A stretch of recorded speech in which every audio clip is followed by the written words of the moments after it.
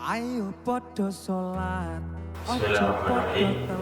Assalamualaikum warahmatullahi wabarakatuh. Alhamdulillahirabbil alamin wa bihi nasta'inu ala umuri dunya waddin. Pertemuan sebelumnya kita membahas tentang waktu sholat maghrib dan waktu sholat isya. Ya, hadis yang sudah kita baca waktu itu adalah di mana seorang sahabat ketika selesai sholat maghrib dan mereka keluar dari masjid dan masih bisa melihat empat anak panah. Ya, dari hadis itu kita sudah mengambil beberapa hukum terkait waktu sholat maghrib dan juga beberapa pelajaran ya dari hadis tersebut. Begitu juga hadis yang tentang sholat isya, di mana Rasulullah SAW suatu hari keluar ke masjid ya untuk menjalankan sholat isya dalam waktu yang sangat terakhir ya, hingga manishtad dan bola, ketika malam itu sudah sangat larut ya.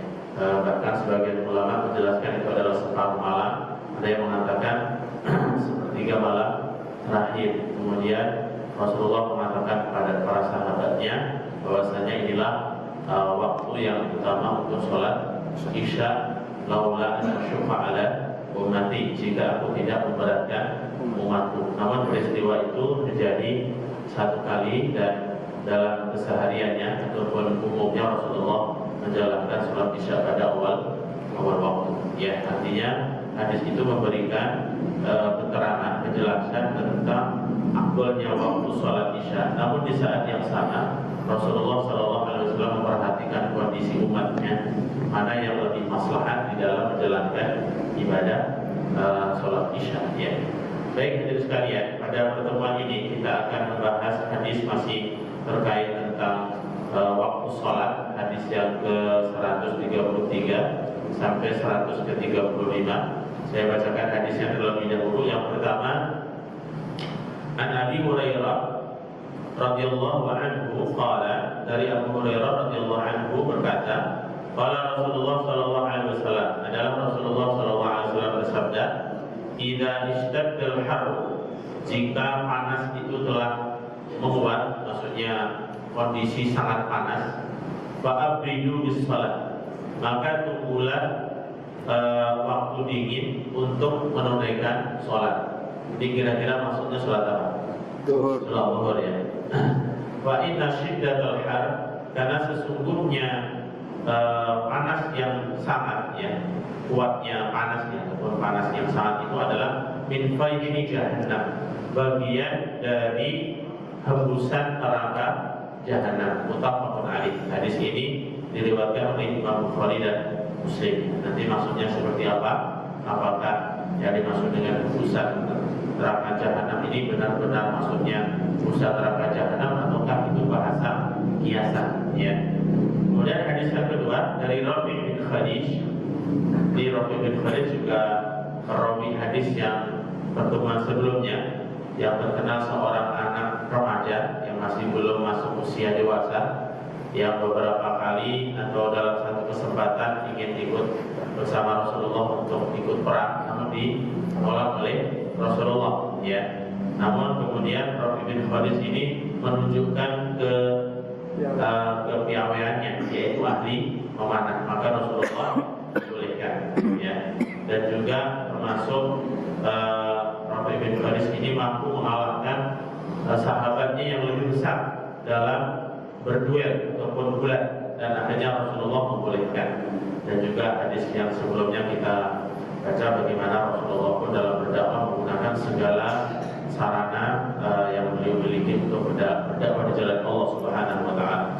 Dari Rafi bin Khadij radhiyallahu taala anhu qala, Rafi bin Khadij berkata, qala Rasulullah sallallahu alaihi wasallam, Rasulullah sallallahu alaihi wasallam bersabda, asbihu bis-subhi fa innahu a'dhamu li ujurikum. Ya, asbihu dalam riwayat lain itu adalah asbiru. Artinya adalah akhirkanlah waktu subuh, karena sesungguhnya itu paling besar atau lebih besar pahala kalian. Rawahul khamsah. Hadis ini diriwayatkan oleh perawi 5 yang selain Imam Bukhari, wa sahahahu Tirmidzi wa Ibnu Hibban. Dan hadis ini diriwayatkan disahihkan oleh Imam Tirmidzi dan juga Ibnu Hibban. Ya, nanti kita akan melihat penjelasan lebih jauhnya yang dimaksud hadis ini. Rasulullah memerintahkan untuk mengakhirkan waktu subuh itu seperti apa? Ya, dalam riwayat lain adalah asfiru. Maksudnya tunggulah waktu subuh itu sampai ada waktu kuning, maksudnya mendekati matahari terbit, begitu ya. Atau bahasa ringkasnya adalah akhirkan waktu subuh dalam menjalankan sholat subuh. Tapi nanti kita akan lihat bagaimana penjelasan detailnya.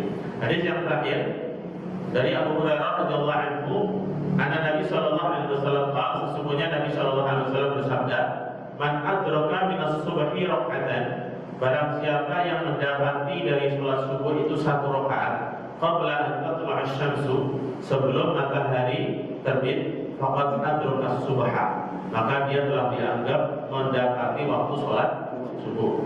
Wa man adraka rak'atan minal 'ashri, dan barang siapa yang mendapati satu rakaat dari sholat asar, qabla an taghruba asy-syamsu, sebelum matahari terbenam, faqad adraka al-'ashra, maka telah mendapati sholat asar. Apapun alaih. Hadis ini secara umum berbicara tentang waktu darurat, yaitu waktu emergensi dalam menjalankan sholat, ya. Sebagaimana sudah kita sampaikan secara singkat, bahwasanya waktu sholat asar itu ada mempunyai waktu afdhaliyah, waktu yang paling utama, waktu ibahah, waktu yang mubah, dan juga waktu karohah, waktu yang dimakruhkan untuk sholat, dan waktu darurat, yaitu waktu yang emergensi, ya, seseorang menjalankan sholat asar itu dalam waktu yang sebenarnya adalah waktu sholat dalam waktu tersebutnya.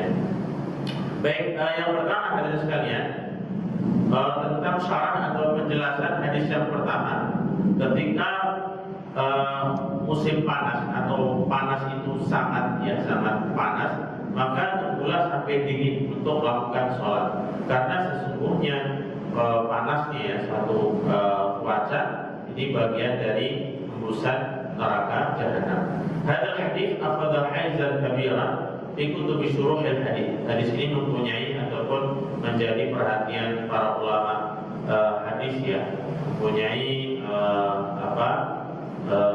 perhatian yang cukup besar. Bahkan terdalam walaupun nafasah haulahu, dan terjadinya banyak perbincangan dan perdebatan terkait hadis tersebut min jihatain, dari dua hal, jihadul haqiqah wal majaz, yaitu apakah hadis ini berbicara itu secara hakikat ataukah secara majaz. Majaz ini bahasa kiasan, khususnya adalah lafaz faiqu jahannam, yaitu bunyi hadis yang mengatakan bahwasanya kondisi panas itu merupakan bagian dari hembusan api neraka jahanam. Apakah itu maksudnya Rasulullah mengucapkan itu benar-benar yang dimaksud dari ucapannya itu benar-benar neraka jahanam, ataukah itu sebuah kiasan, begitu, ya. Kemudian juga menjihadil fiqhi, dan juga terkait tentang masalah hukum fikih, penggalan hadis yang berbunyi kadri, tunggulah sampai masa dingin, waktu dingin. Nah, ini pertanyaannya, kenapa harus menunggu waktu dingin ketika musim panas, dan batas menunggu waktu dingin itu sampai kapan? Nah, ini nanti para ulama menjelaskan tentang hadis ini. Khilaful ulama wa adillatuhum fi mas'alatil ibrat bil kufri. Perbedaan para ulama dan dalil-dalil mereka terkait permasalahan menunggu waktu dingin untuk melakukan sholat zuhur. Sabatu bil hadis, terdapat sebuah hadis, anna Rasul sallallahu alaihi wasallam qala, Rasulullah pernah bersabda, istakat an-nar ila rabbiha. Rasulullah bersabda, sesungguhnya api itu pernah mengadu kepada Tuhannya. Wa qalat ya rabbi, wahai Tuhan. Ini berarti ceritanya apinya bisa berbicara, ya. Akala ba'di ba'd, sesungguhnya bagian dari memakan yang lain. Fa'adina laha binafsaini, maka Allah Subhanahu wa taala mengizinkan makhluknya api ini untuk mempunyai dua nafas. Nafsun fis sayfi, yaitu nafas pada waktu sayf itu musim panas, wa nafsun fi syita, dan nafas pada musim dingin, ya. Syita itu musim dingin. Tadinya api itu satu jenis saja, sehingga antara satu dengan yang lainnya saling mengalahkan, gitu. Kemudian Allah mengizinkan untuk terbagi menjadi dua cuaca. Fa'ashad bima tajiduna minal hari fahuwa min nafsiha bis-sayf. Maka kondisi yang paling panas yang kamu dapati sesungguhnya itu juga bagian dari bagian masa musim panas ya, sayf. Wa'ashad bima tajiduna minal zamharir, dan masa di mana kalian mendapati waktu yang paling dingin juga bagian dari musim itu, yaitu fisyita, masa musim dingin. Wa ma'na qawluhu akala ba'daha ba'dha, makna hadis yang bahwasanya Abi berpengaruh kepada Allah Subhanahu wa taala, sebagian mereka makan sebagian yang lain, adalah anna harraha wa awaraha qad ishadda wa qalabat min rabbiha yuqaf anha. Maksudnya adalah api itu mempunyai sifat yang panas dan panas sekali. Kemudian memohon kepada Allah Subhanahu wa taala supaya agar diringankan sifat api panasnya itu. Fasamaha binafsihi, maka Allah Subhanahu wa taala kemudian memberikan baginya dua cuaca ya, dua keadaan untuk api itu, yaitu panas dan dingin ya. Karena rupiah harus baru di sini disebutkan api itu punya sifat panas dan dingin. Ya, kalau kita melihat membaca kisahnya Nabi Ibrahim, yaitu api pernah jadi dingin ya. Allah Subhanahu wa taala mengatakan, ya naru kuni bardan wa salaman ala Ibrahim. Wahai api, jadilah kamu dingin dan selamatkanlah Nabi Ibrahim. Seandainya mungkin ya, seandainya Allah mengatakan ya naru kuni bardan, wahai api jadilah kamu dingin, mungkin Nabi Ibrahim bisa saja mati karena kedinginan ya. Dan anggapan orang-orang Namrud, Raja Namrud dan para pengikutnya melemparkan Nabi Ibrahim ke dalam api itu supaya mati karena kepanasan. Tetapi Allah Subhanahu wa taala mengatakan kepada api untuk menjadi dingin ya. Wa huwa syiddatul bardi. Zamharir ini adalah kondisi di mana api dalam kondisi yang sangat dingin. Fi hanar wal hamim. Dan api itu juga mempunyai sifat panas dan hamim. Hamim itu bisa meleleh. Ya. Wa qauluhu sallallahu alaihi wasallam, dan sabda Nabi yang berbunyi idzastaddal har fa'abridu bis shalah. Jika kondisi itu sangat panas, maka tunggulah dingin untuk melakukan salat. Ai salat zuhri. Yang dimaksud di sini adalah salat zuhur. Bahal ibrad bis salat zuhri aula aw mura'atu fadilatin aula al-waqti. Nah, pertanyaannya adalah apakah mengakhirkan waktu zuhur karena kondisi panas itu lebih utama, ataukah lebih utama mengerjakan sholat zuhur di awal waktu? Karena bagaimanapun terdapat banyak hadis di mana Rasulullah SAW mengatakan bahwasanya sebaik-baik amal perbuatan manusia adalah diantaranya sholat di awal waktu. Ya, dalam satu hadis, ahabbul a'mal ilallahi imanu billah thumma shalat ala awwali waqtiha.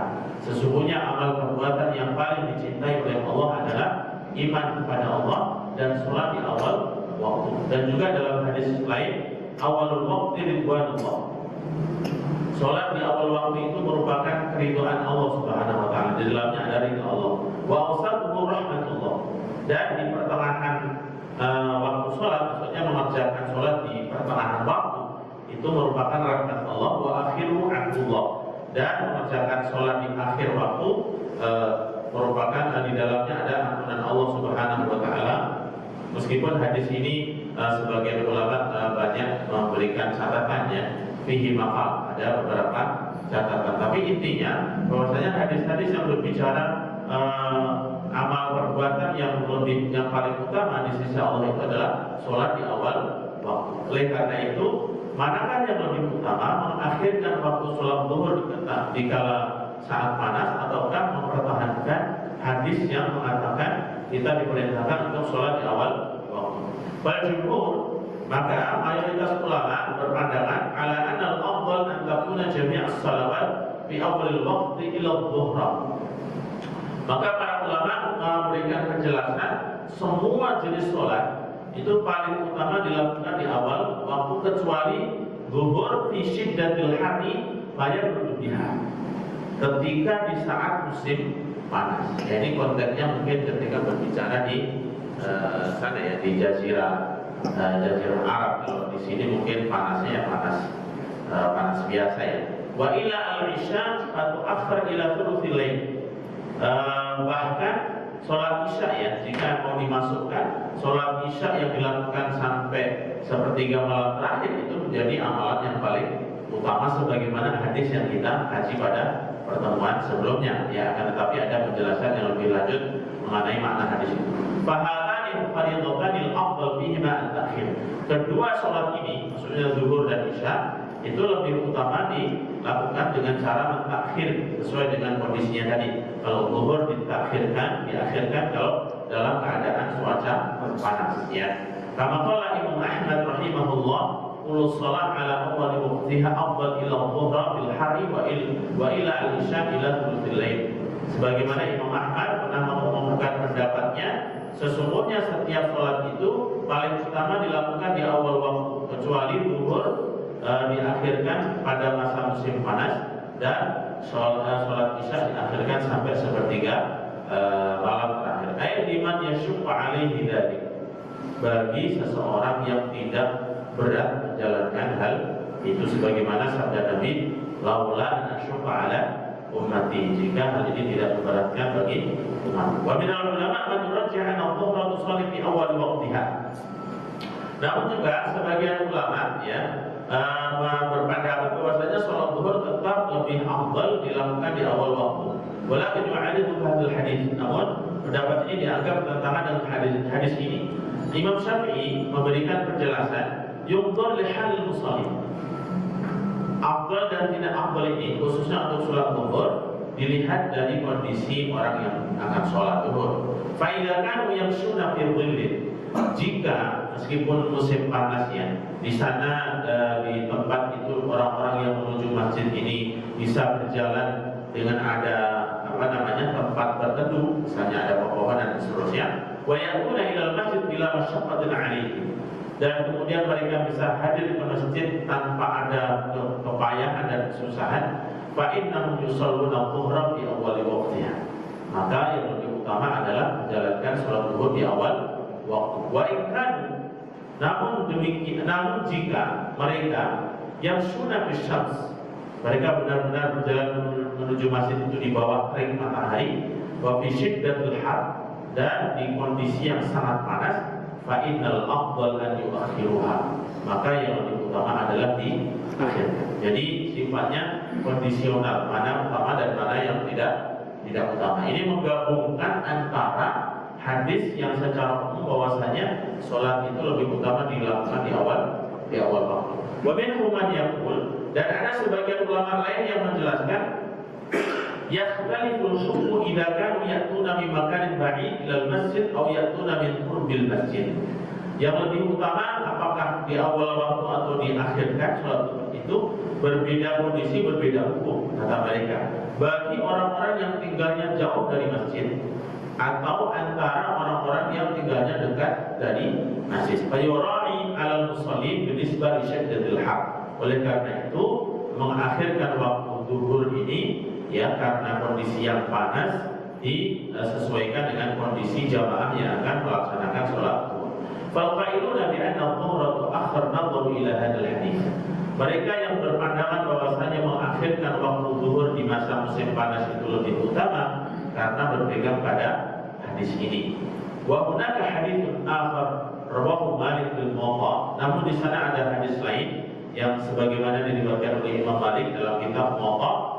Hadis ini berbunyi, syakauna ila Rasulillah sallallahu alaihi wasallam. Kami para sahabat pernah mengadu kepada Rasulullah sallallahu alaihi wasallam syiddatul harri syamsi warradha, yaitu panasnya terik matahari, warradha. Radha itu tanah ya, tanah yang kerikil, yang panas karena terkena paparan matahari ya. Kita tahu masjid pada masa Nabi itu tidak beratap ya, mungkin beratap lemah pun masih terkena sorotan matahari, sehingga memang kerikil itu panas gitu ya. Ala akufina syiddatul hari waradha ala akufina wa jibahina falam yasquna atau falam yuskina. Kami pernah mengadu kepada Rasulullah ya karena panasnya tanah, sehingga kami ketika sholat itu merasakan panas di telapak tangan kami dan jidat kami. Ya karena sujud gitu, ya. Tapi Rasulullah tidak menghiraukan. Falam yuskina itu lam yasma' syakwana, tidak mendengarkan aduan kami. Wa amarna bis sholati fi awal waqtiha, dan tetap memerintahkan sholat zuhur di awal waktu. Ya. Wa hunaka haditsul ibram wa hunaka haditsun syakawna. Oleh karena itu, berdasarkan dua hadis ini, ada dua hadis yang seolah-olah bertentangan. Di satu sisi Rasulullah memerintahkan untuk menunggu waktu dingin, tapi di sisi yang lain ada sebagian sahabat yang mengadu namun tidak ditanggapi oleh Rasulullah, tetap diperintahkan untuk sholat di awal waktu. Maka bagaimana? Apa inna hadis syakawna? Maka sebagian ulama ini mengatakan hadis yang menceritakan tentang sebagian sahabat mengadu kepada Rasulullah kondisi panas itu nasihun lil ibrat, yaitu menasakh. Menasakh itu apa? Menghapus, ya, menghapus hukum hadis yang ada yang tadi itu, yang Rasulullah memerintahkan untuk menunggu waktu dingin, itu dinasakh atau dihapus dengan hadis yang di mana para sahabat pernah mengadu kepada Rasulullah tapi tidak dihiraukan, tetap diperintahkan untuk sholat di awal waktu.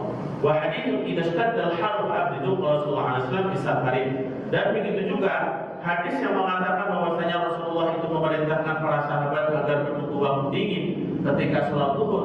Hadis ini diucapkan Rasulullah adalah di saat ketika beliau sedang safar. Safar itu ketika dalam perjalanan. Nah, ini beberapa alasan yang dikemukakan oleh para ulama dalam mensikapi beberapa hadis. Ya, oleh karena itu hadirin sekalian, hal ini sangat penting ya khususnya bagi para ulama yang mereka punya kemampuan untuk beristihad, istinbat, ya, sehingga mereka dalam menyimpulkan satu hukum itu berdasarkan dari ramuan dalil-dalil yang ada. Mungkin akan berbeda apabila kita orang awam hanya membaca satu hadis saja kemudian mengambil kesimpulan, gitu ya. Wa yardu alaihi bi anna da'wa naskhi tahtaju ila itsbat tarikh. Meskipun sebagian ulama yang mengatakan bahwasanya hadis ini telah menghapus hadis yang satunya, ini juga perlu ada kejelasan. Kejelasannya apa? Jadi nasikh wal mansukh itu hadirin sekalian terkait tentang turunnya hadis, mana yang lebih pertama dan mana yang datang belakangan, ya. Mungkin para kita sampaikan ya hadirin sekalian, ketika ada hadis yang seolah-olah bertentangan, maka sikap seorang muslim berdasarkan penjelasan ulama-ulama hadis, yang pertama, langkah yang pertama yang bisa dilakukan itu adalah al-jam', yaitu menggabungkan kedua hadis itu jika memungkinkan. Ya, mungkin hadis yang sering kita dengar, hadis tentang penyakit menular dan hadis tentang la'ib wa la qiyarah. Rasulullah mengatakan tidak ada penyakit menular dan tidak ada ramalan buruk. Kemudian di saat yang sama Rasulullah pernah mengatakan firru minal majdum firaraka minal asad. Larilah kalian dari penyakit kusta, ya, sebagaimana kalian lari dari kejaran singa. Nah, hadis ini seolah-olah bertentangan. Pertentangannya di mana? Hadis yang pertama Rasulullah mengatakan tidak ada namanya penyakit menular. Tapi hadis yang kedua seolah-olah ada penyakit menular. Namun kedua hadis ini bisa dijumhurkan. Artinya bahwasanya penyakit itu sendiri menular dan tidak menular itu sebenarnya tidak ada.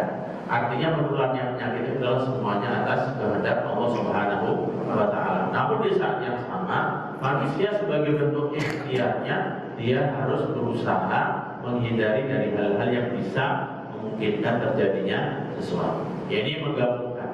Namun jika dua hadis itu seandainya tidak bisa digabungkan, maka langkah yang kedua adalah thariqatul tarjih. Tarjih itu mengambil mana dari dua hadis ini yang paling kuat kedudukannya, ya, secara sanadnya, secara maknanya, mana yang lebih kuat, itulah yang lebih didahulukan. Jika kedua hadis itu sama-sama kuat, maka langkah yang ketiga dari sekalian adalah thariqatul nasakh. Ini yaitu nasikh dan mansukh, yaitu dicari sejarah ataupun tanggal keluarnya waktu keluarnya hadis. Mana yang lebih dahulu, biasanya yang datang belakangan itu menghapus yang sudah datang sebelumnya. Nah, ini beberapa cara yang ditempuh oleh para ulama ketika menghadapi dua hadis atau lebih yang seolah-olah bertentangan. Jika ketika cara ini tidak memungkinkan, ya, mulai dari ajamu, ya, menghimpun tidak mungkin juga, thariqatu tarjih, mengambil mana yang lebih kuat juga tidak mungkin karena sama-sama kuat. Kemudian nasih wal mansuh juga tidak mungkin karena tidak diketahui sejarah munculnya hadis. Maka cara yang keempat itu adalah tawakuf. Tawakuf itu abstain. Abstain itu yang menerima hadis itu apa adanya. Terima pokok-pokokan, ya begitu ya. Jadi ada cara-cara. Nah, hadis ini, kedua hadis ini dianggap yang satu menasah hadis yang sebelumnya. Tetapi para ulama lain mengatakan, kalau Anda mengatakan bahwasanya hadis sahabat yang mengadu kepada Rasulullah itu menasih hadis yang memerintahkan untuk menunggu waktu dingin sholat zuhur, ada buktinya. Sejarah munculnya hadis itu ya dibantah juga ya. Waladina yaquluna bil ibrad istadallu bi awal hadis annahu sallallahu alaihi wasallam kana fi safarin fa hadara dhuhra. Dan para ulama yang mengatakan bahwasanya hadis yang memerintahkan untuk menunggu waktu dingin sholat zuhur ini masih berlaku juga mempunyai dalil yang lain, di mana Rasulullah SAW pernah suatu hari melakukan perjalanan dan datanglah waktu zuhur. Kemudian seorang muadzin ingin mengumandangkan adzan zuhur.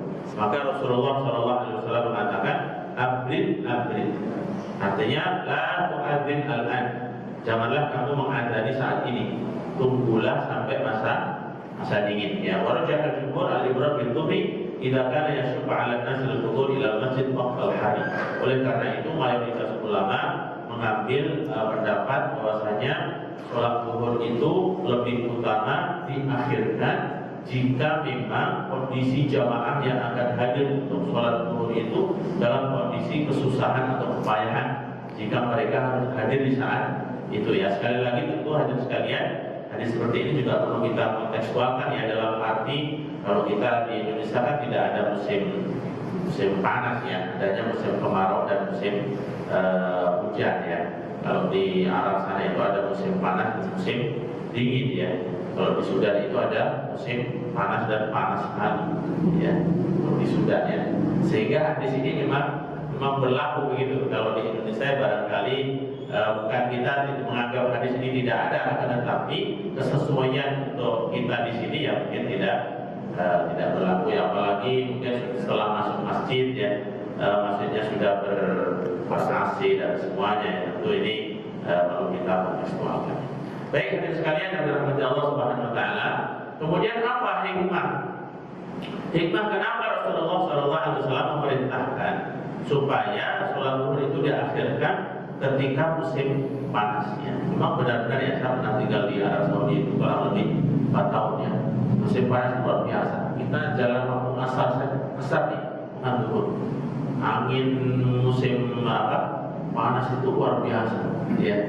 Benar-benar panas. Yang panas banget ya. Mungkin jam 9-10 pagi itu sudah, kan di sana ada yang mengukur suhu itu ya, di simpang-simpang jalan itu biasanya ada. Jam 10 itu sudah sampai 39, 40 gitu ya. Tapi saya dengar itu ada yang dimanipulasi supaya tidak menakut-nakuti masyarakat. Kalau sampai 50 itu kan setengah umum ya, separuh mendidih ya. Ada jawabannya setengah umum ya, separuh mendidih. Ini kalau orang lihat cuaca sampai 50 itu kan serat sekali ya, menakutkan sekali. Nah, apa hikmah kenapa Rasulullah SAW memerintahkan untuk mengakhirkan sholat zuhur ya dengan menunggu rasa dingin? Bila al-hikmah lihat asyidat al-hari taj'al nas bi qalaqin wa 'adami tumanina. Karena seseorang yang ketika sholat dalam keadaan masa panasnya itu menjadikan dia itu pusing ya, qalaq itu kayak kepala nggak konsentrasi, wa ada tumanina, dan menyebabkan seseorang tidak tumanina di dalam sholat. Wa hada yunabil maqsud sholat, dan ini tentu bertentangan dengan tujuan sholat. Bahkan tumaninah itu bagian dari rukun sholat ya. Tawakul tumaninah dia bahal musalli mayakun. Karena seseorang itu ketika sholatnya tumaninah itu insya Allah akan menjadikan dirinya lebih memahami apa yang diucapkan ya, yang dia munajatkan ketika sholat ya. Waliyakuna ala khusyuk baina yaday rabbihi bisolat, untuk mengubur jenazah. Wa dzukira minha, di antara 3 waktu itu adalah takunu asyamsu bika bisamahat an-nazul, ketika manusia ketika matahari berada di tengah-tengah kita, di tengah di atas ujung kita. Faqalu annahu 'ani shalat bidzalikal waqt li'anna an-nar tusjar bidzalikal waqt. Kenapa Rasulullah melarang sholat ketika matahari benar-benar berada di atas tengah-tengah ujung kita? Di sini disebutkan karena neraka saat itu sedang dinyalakan. Nah, oleh karena itu dianjurkan untuk diakhirkan. Wastasyakala ba'dul ulama. Namun para ulama bertanya-tanya juga dengan hadis ini. Kalau alasan kenapa Rasulullah melarang kita sholat ketika matahari berada di tengah-tengah kita itu alasannya adalah karena Allah api neraka jahanam dinyalakan, bukankah katanya idza kana an-nar tujjar bidzalikal waqt fa innahu ad'a ila an-sholli. Semestinya kalau waktu matahari di tengah embun-embun kita itu merupakan waktu di mana neraka jahanam itu dinyalakan, semestinya kita seharusnya lebih menyegerakan sholat. Karena dengan sholat itu kita memohon kepada Allah supaya dihindarkan dari api neraka. Ini alasan ulama. Wa nasallallahu salama minan nar.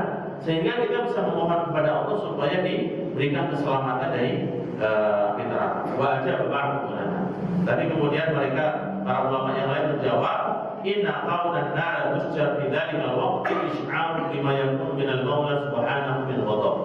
Sesungguhnya ketika neraka jahanam itu dinyalakan, ini merupakan waktu di mana Allah Subhanahu wa taala sedang murka. Oleh karena itu, ketika Allah sedang murka, janganlah kamu mohon sesuatu. Ini alasan ulama yang lain. Sebagaimana kalau Anda itu mengajukan proposal kepada seseorang, kepada pejabat atau kepada orang lain lalu meminta sesuatu, kira-kira meminta itu di saat orang tersebut dalam kondisi senang ridho atau ketika dalam keadaan marah? Dalam keadaan itu, ya kan, supaya permintaan kita atau seorang anak lah meminta kepada orang tuanya sedang marah-marahnya dia minta, pasti tidak akan diberi. Nah ini tentu ini bukan menghiaskan ya, bukan ingin menyerupakan Allah dengan sifat makhluknya ya, laisa kamitslihi syai'un wa huwas samiul basir. Akan tetapi ini adalah bagaimana para ulama ingin memberikan penjelasannya, pendekatan kepada umat ya, bagaimana makna dari hadis ini ya, sehingga kenapa Rasulullah SAW melarang seseorang untuk melakukan sholat ketika matahari berada di tengah-tengah ubun-ubun kita ya. Karena diantaranya adalah bahwasanya itu waktu di mana neraka jahanam itu dinyalakan, dan itu sebagai waktu ataupun bukti ketika Allah Subhanahu wa taala sedang murka di saat itu ya. Ini diantara penjelasan ulama ya. Dan hal ini juga ada riwayat yang mendukung tentang makna itu. Nanti pada hari akhiratnya, pada hari di padang mahsyar itu sekalian, dalam satu riwayat disebutkan, "Lakin yang bagi antakuna salatuna wa su'aluna bi ghairi hadi ghadabil maula subhanahu wa ta'ala kama ja'a bil hadits syafaat." Sebagaimana hadis yang berbicara tentang syafaat. Ketika manusia nanti pada hari pada mahsyar, semua orang mencari syafaat, datang kepada Nabi Adam, kemudian Nabi Nuh, kemudian Nabi Ibrahim. Semuanya mereka tidak bisa memberikan syafaat. Semuanya mereka beralasan. Wayaqul, dan bahkan para nabi itu mengatakan, inna rabbi qad ghadiba al-yawm ghadban lam yaghdab qablahu mithlahu. Sesungguhnya Allah Subhanahu wa taala hari ini telah murka, belum pernah murka seperti murka yang ada pada hari ini. Ini riwayat hadis tentang syafaat. Walam yataqaddam ahadun minhum litolak syafaat, sehingga para nabi pun saat itu tidak ada yang meminta hak syafaat kepada Allah Subhanahu wa taala. Tsumma yadhabuna ila Nabi sallallahu alaihi wasallam. Kemudian umat manusia datang kepada siapa? Nabi Muhammad sallallahu alaihi wasallam, dan Rasulullah itu mempunyai hak syafaatnya, bukan meminta Allah pada saat itu, akan tetapi ini adalah hak Rasulullah dari doa yang beliau simpan ketika hidup di dunia. Ya, para nabi itu punya doa mustajab ketika di dunia, dan semua doa yang mustajab yang dimiliki oleh para nabi itu sudah digunakan selama hidup di dunia, kecuali Nabi Muhammad SAW. Sehingga sebagai penggantinya, ya, doa yang ditampung ini, hak yang ditampung oleh Rasulullah ini adalah hak syafaat yang nanti diberikan kepada umatnya pada hari padang mahsyar. Ya. Hadis ini memberikan penguatan pada makna hadis tadi. Ya, mungkin maknanya ini agak susah untuk kita logikakan, tetapi inilah di antara penjelasan para ulama yang kenapa Rasulullah SAW melarang kita untuk melakukan sholat di 3 waktu ini. Ya, ketika matahari terbit, ketika matahari berada di tengah-tengah ufuk kita, dan ketika matahari terbenam. Ya. Idan syiddatul hari min faidi jahannam fa'abridu min ajli tilkal hala. Oleh karena itu, ana hadis bahwasanya tunggulah waktu dingin, karena sesungguhnya waktu panas itu adalah bagian dari hembusan api neraka jahanam, sehingga tidak merupakan waktu yang tepat untuk seseorang bermunajat dan memohon pada Allah Subhanahu wa taala. Ini mungkin penjelasan yang sifatnya tidak fikih, ya, hukum fikih, tetapi makna dari hadis itu, ya. Yaquluna fil fiqhi anal afdal mura'atu halil musallin. Kesimpulannya hadirin sekalian dari hadis tadi bahwasanya secara fikih yang lebih utama ketika melakukan sholat zuhur di musim panas itu adalah disesuaikan dengan kondisi yang ada. Jadi perdebatan tadi yang panjang dengan berbagai argumentasi yang ada ini, kesimpulannya adalah kembali kepada kondisi jamaah. Ya, ini sekali lagi konteksnya tentu di daerah ataupun di wilayah di mana di situ ada musim panas dan musim dingin, ya. Kalau di Indonesia kita tidak ada musim panas. Kama huwa madhab Malik rahimahullah, bisyita ushal dhuhra fi awal waqtiha li'annahu laysa hunaka dawa' lil ibratiha. Sebagaimana Imam Malik pernah mengungkapkan, ketika musim dingin, ya, maka sholat zuhur tentu lebih utama dilakukan di awal waktu. Ya. Ba'du al-jawab bil hadis syafa'una kala musykina li'annahu talab ta'khir ila waqtin tawil hatta tabdal hisbah. Kenapa hadis yang kedua tadi, di mana sahabat itu pernah meminta kepada Rasulullah agar diakhirkan waktu zuhur karena masa panas, dan Rasulullah tidak menghiraukan. Apa alasannya? Nah, di sini disebutkan karena mereka para sahabat itu meminta waktu tangguhnya cukup panjang. Cukup panjangnya seperti apa?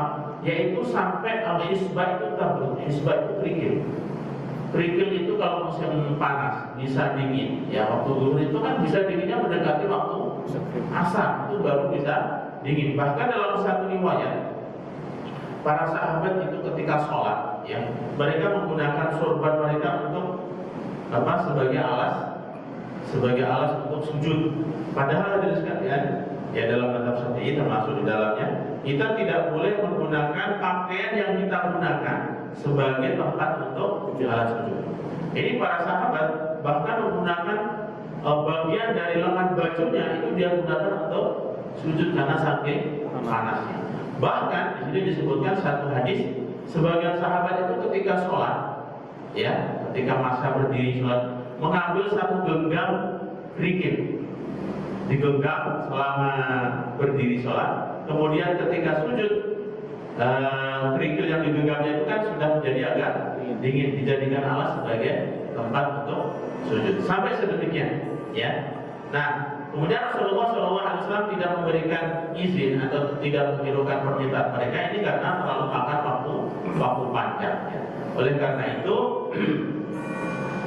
batasan kapankah seseorang itu menunggu waktu dingin sesuai hadis tadi itu. Jadi pertanyaannya adalah sampai kapan batasan abdi dalam hadis itu, tunggulah sampai masa dingin.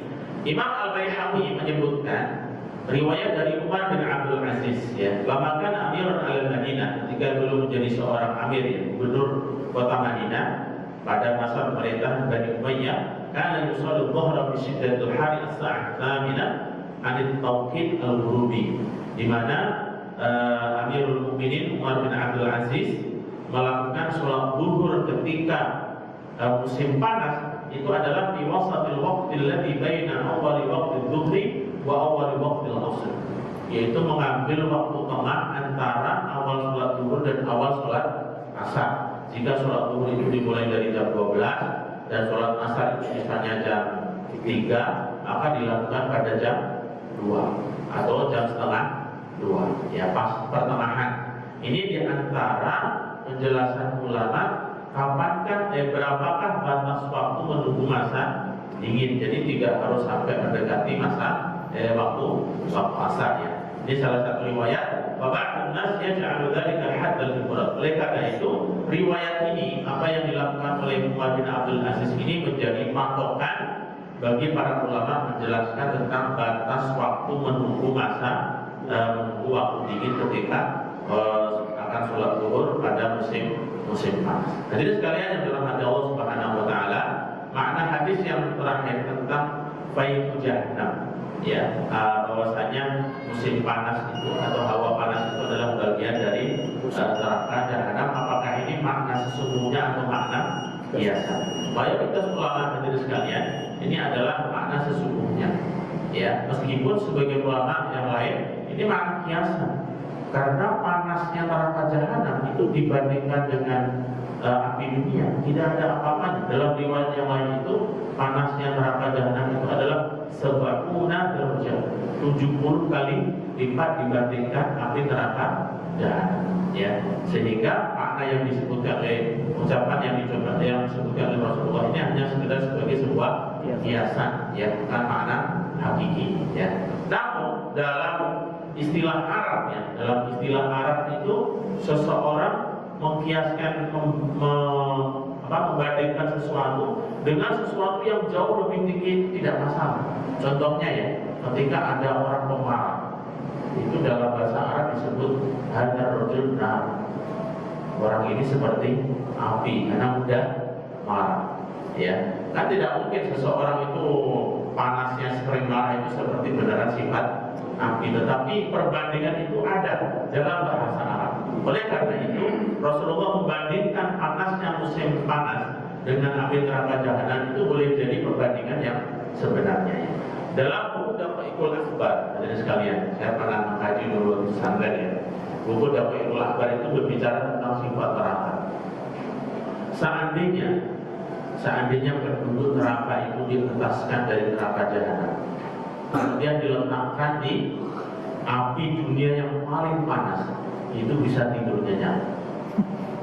Jadi dalam buku Daqaiqul Akhbar itu ingin menggambarkan bagaimana panasnya neraka jahanam itu atau panasnya api dunia itu tidak ada apa-apanya dengan api neraka jahanam. Ya, jadi sekali lagi dalam kitab itu disebutkan seandainya penduduk neraka jahanam itu dientaskan ke dunia dan diletakkan di panas api yang paling panas sekalipun. Mungkin panas api itu seperti memadam itu ya, api las itu kali ya. Itu bisa tidur nyenyak. Ya, mungkin kita juga bisa memperkuatnya hadis di mana Rasulullah memohon kepada Allah supaya siapa pamannya Abu Thalib yang diringankan dari siksa api neraka ya.